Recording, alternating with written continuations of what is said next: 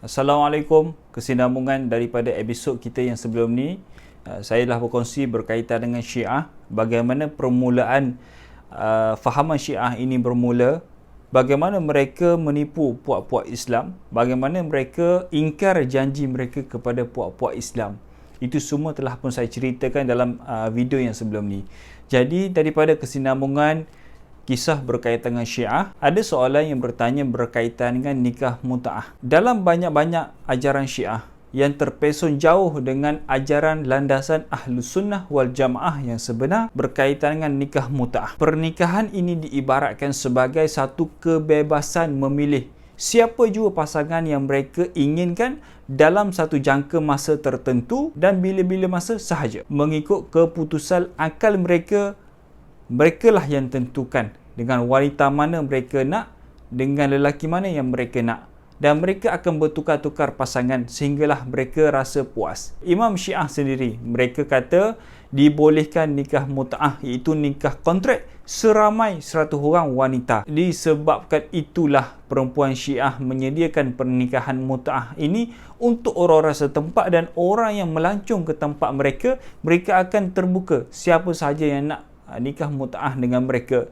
Kerana pernikahan mut'ah ini di sisi mereka ada satu ganjaran yang besar bagi pahala, sebab kerana di sisi mereka siapa sahaja yang menikah secara mut'ah ini akan dapat satu pahala yang besar.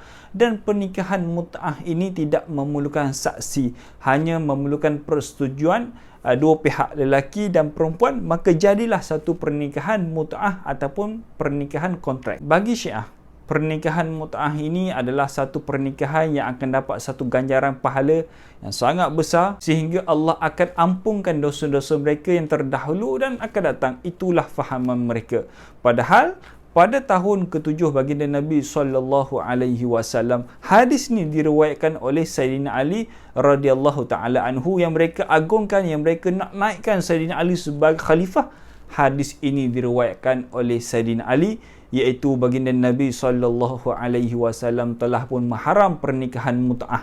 Ya, betul, di awal Islam Nabi membenarkan pernikahan secara mut'ah, tetapi ketika mana pada tahun 7 Hijrah diriwayatkan oleh Sayyidina Ali sendiri, Nabi mengharamkan pernikahan mut'ah ketika mana dalam peperangan Khaybar. Dalam kitab Syiah ada beberapa pandangan ulama-ulama Syiah yang bercerita berkaitan pernikahan mut'ah, iaitu antaranya tidak ada lelaki dan perempuan mut'ah kemudian dia mandi, melainkan Allah Subhanahu Wa Taala menciptakan bagi setiap titisan daripada 70 orang malaikat. Malaikat tersebut akan beristighfar untuknya, sehingga di hari akhirat nanti, di hari kiamat nanti, akan melaknat orang yang menjauhkan dirinya daripada pernikahan mut'ah sehingga hari kiamat. Kita tengok bagaimana terpesun jauh ajaran yang dibawa oleh Imam Syiah mereka. Dan kesesatan Syiah ini telah pun terpesun jauh sangat daripada landasan Ahlus Sunnah wal Jamaah. Daripada kita tengok daripada asasnya, bagaimana mereka mengamalkan rukun iman. Bagaimana rukun iman kita? Rukun iman kita yang pertama, beriman kepada Allah. Nombor dua, beriman kepada malaikat, beriman kepada Rasul, beriman kepada kitab, beriman kepada hari kiamat dan qada dan qadar. Adapun rukun iman bagi Syiah lain dengan rukun iman kita. Bagi Syiah juga, rukun iman mereka ada 5. Yang pertama sekali, tauhid mereka. Yang kedua adalah keadilan. Nombor 3 adalah nubuwah. Nombor 4 adalah imamah mereka. Dan nombor 5 adalah hari kiamat. Kita tengok, tak payah pergi jauh. Kita tengok pada asasnya, bagaimana rukun iman mereka dan rukun iman kita telah pun ada satu landasan yang kukuh yang membezakan antara Ahlus Sunnah dengan Syiah. Lalu bagaimana mereka boleh mengatakan yang agama mereka adalah agama yang sebenar? Tengok kepada sirah, siapakah yang mencetuskan pergaduhan, perbalahan?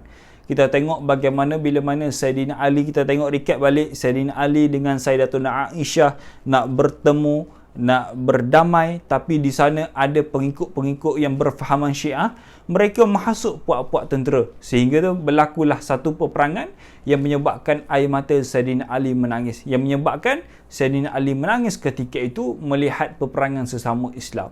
Kita tengok juga bagaimana berlaku dalam Sayyidina Ali dengan Muawiyah.